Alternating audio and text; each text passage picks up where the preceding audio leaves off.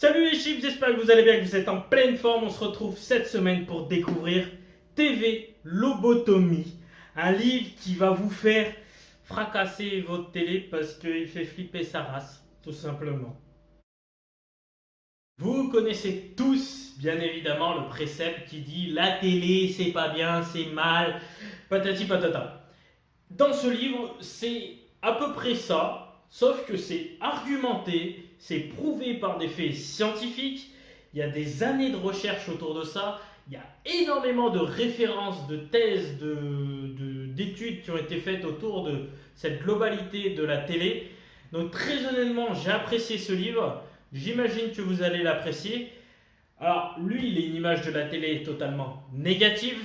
J'ai juste essayé de pondérer un peu les propos parce que voilà, tout n'est pas négatif dans la télé, même s'il y en a à peu près 99% de négatifs.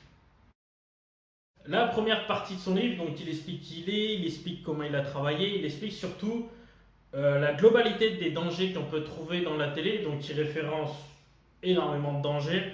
Moi j'en ai mis quelques-uns. La dépendance, mine de rien, c'est une addiction. Tout comme le tabac, tout comme l'alcool, tout comme la drogue. En fait, si tous les soirs vous avez besoin de regarder la télé parce que c'est votre moment de détente, c'est une addiction. Et pour ça, il a raison. Faut l'avouer. Si quand vous partez en vacances, vous avez besoin d'avoir la télé, inquiétant. Si vous allez chez des amis, il faut regarder la télé, petit déj télé, dans la chambre télé. Enfin voilà. Si vous avez besoin d'avoir tout le temps la télé, c'est clairement vous êtes dépendant. Donc là, il y a un danger. Les autres dangers qu'il référence, donc il y a le tabac, c'est-à-dire qu'on est plus assujetti à être consommateur de tabac, d'alcool, de drogue, de manger, dire on prend du poids, on devient de moins en moins patient.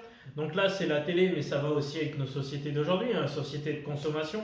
On voit bien, moi le premier, on est de moins en moins patient, on prend plus le temps des choses et on se lasse encore plus vite. Voilà, ça c'est la société de consommation qui veut ça.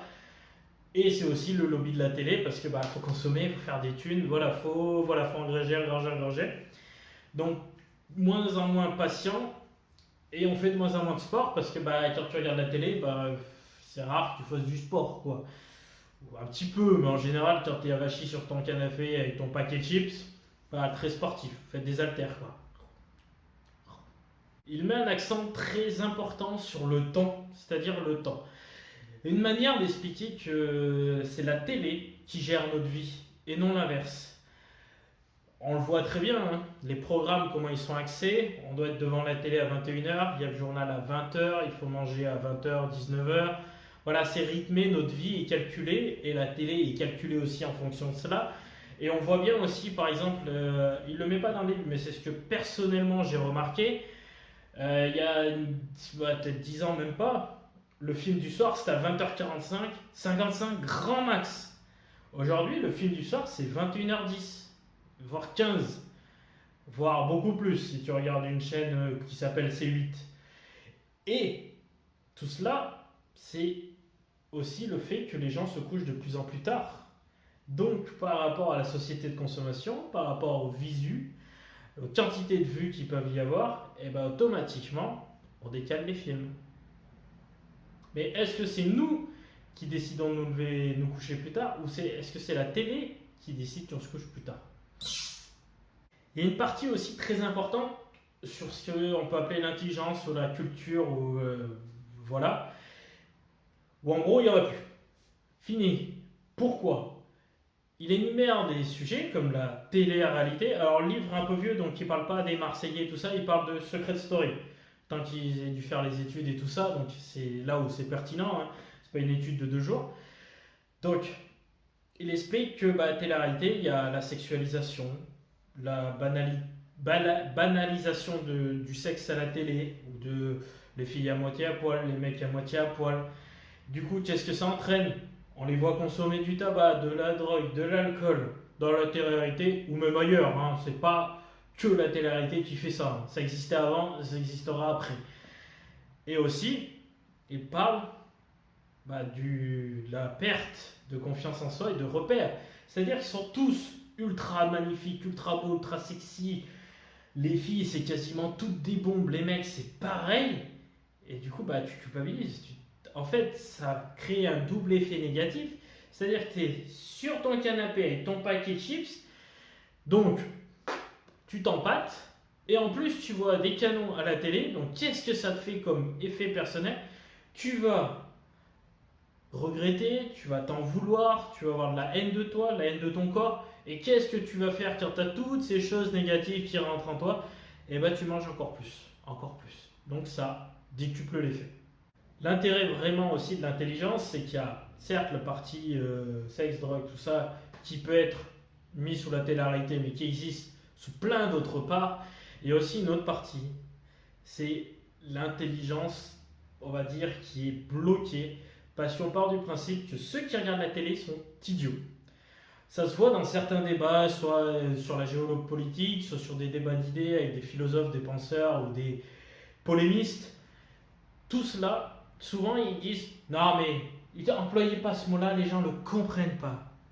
Non, on ne peut pas faire ce débat-là, c'est trop compliqué pour les gens. Donc en fait, on est des abrutis, clairement. Certes, ils utilisent des fois des mots très compliqués qu'ils aiment bien, ça fait des l'hygiénicisme, Maastricht, tout plein de termes compliqués et qui peuvent paraître compliqués parce qu'on les complexifie exprès. C'est une méthode de manipulation. Hein. Beaucoup de philosophes complexifient leurs mots juste pour faire croire, ou faire comprendre qu'ils sont au-dessus de la mêlée. Ils valent beaucoup mieux que ceux-là. Au lieu de parler normalement et que tout le monde pense comprendre. Alors c'est vrai que si on s'y intéresse, c'est facile à comprendre. Mais on fait en sorte que les gens ne comprennent pas et de les mettre au-dessus de la mêlée pour bien faire comprendre à ceux qui regardent la télé. Oh, moi je suis au-dessus de vous, hein, ok?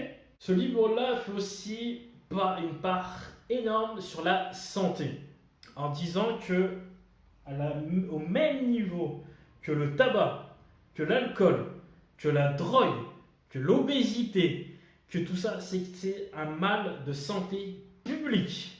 Pour lui, c'est une catastrophe. C'est n'importe quoi.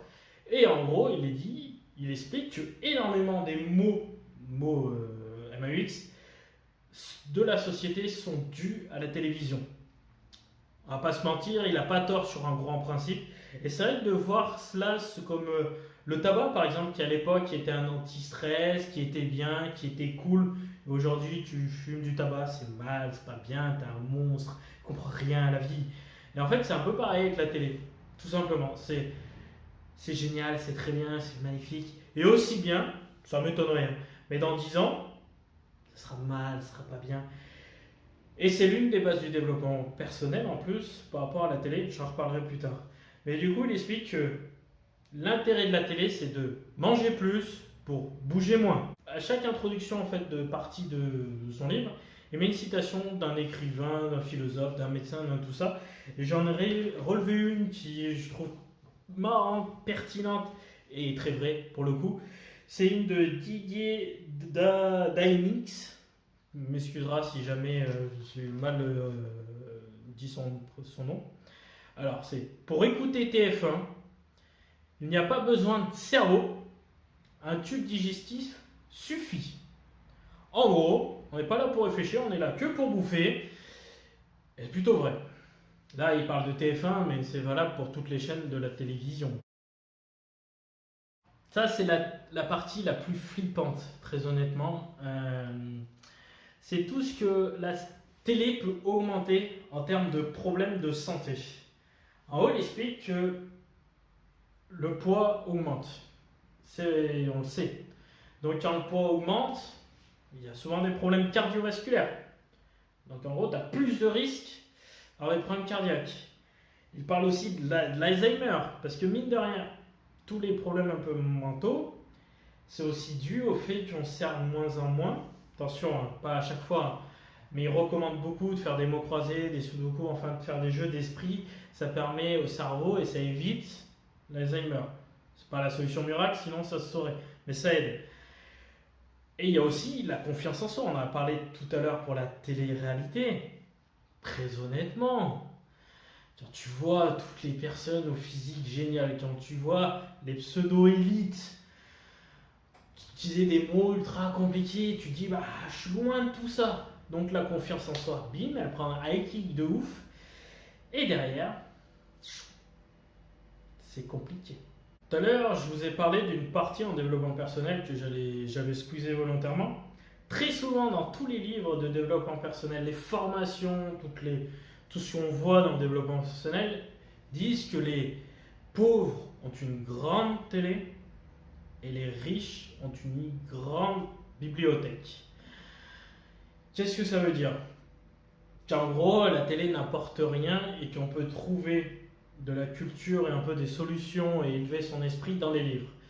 C'est vrai, mais aussi on peut trouver des choses intéressantes dans la télé et des conneries dans les livres. Donc, il faut prendre cette citation avec des pincettes. Par contre, il faut en être conscient. En conclusion de ce livre, je vais faire très rapidement, il fait flipper. Quand tu le lis, il fait flipper. Et en fait, tu te demandes si vraiment c'est un choix ou non de regarder la télé. Bien sûr, la télé englobe aussi les réseaux sociaux, YouTube, l'ordinateur en règle générale. Bon, ça n'englobe pas Dailymotion parce qu'ils sont morts. Hashtag, je fais de la pub pour YouTube. Et il y a aussi une autre chose qui est très très très intéressante et pertinente dans ce livre-là. C'est le sérieux de la personne, c'est le sérieux de toutes les études qu'il amène, c'est le sérieux de tout son livre en fait. Parce qu'il y a 450 pages, il y a 300 pages de bouquins, 150, où il référence toutes les études qui s'est servi pour faire ces 300 pages-là. Donc il y a un travail énormissime derrière. Et ça, c'est très rare quand on critique la télé, qu'il y ait un travail et des idées et que ça soit réfléchi. Donc ça, il faut respecter. Après, il a un axe qui est de la détestation de la télévision. Donc automatiquement, vous n'allez pas lire ce livre en vous disant qu'il va pondérer ses propos. Non, il est très tranché, très engagé. Et c'est bien aussi les gens qui assument et qui vont au bout de leurs idées. Voilà, j'espère que vous avez kiffé et apprécié cette vidéo tout simplement. Pensez à mettre un pouce bleu vers le haut. Pensez à vous abonner, ça fait toujours plaisir. Vous pouvez me retrouver toute la semaine sur mon Instagram Lecture de Reims. J'y mets des choses que je ne mets pas sur YouTube. Voilà, vous pouvez découvrir d'autres choses. Je vous souhaite un bon vendredi lecture. Et surtout, ne regardez pas la télé, mais regardez Lecture de Reims parce que c'est sympa pour moi.